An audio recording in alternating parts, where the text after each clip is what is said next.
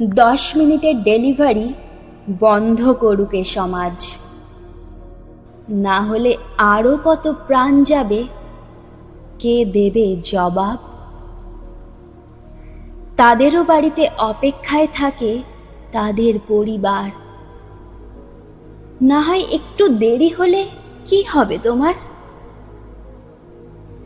প্রাণটা গেল তাদের এই 10 মিনিটের বাধায়।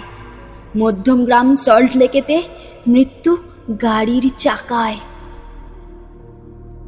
ঘরে ঘরে খাবার ঠিকই পৌঁছে যাবে সবার, তার পরিবার কি খাবে নেই যে কারোর জানার।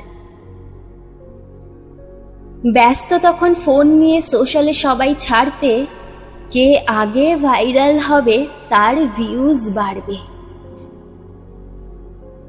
10 মিনিটের বাধা পেরিয়ে 30 মিনিট হোক, তবুও যেন দিনের শেষে পরিবারের দেখা হোক।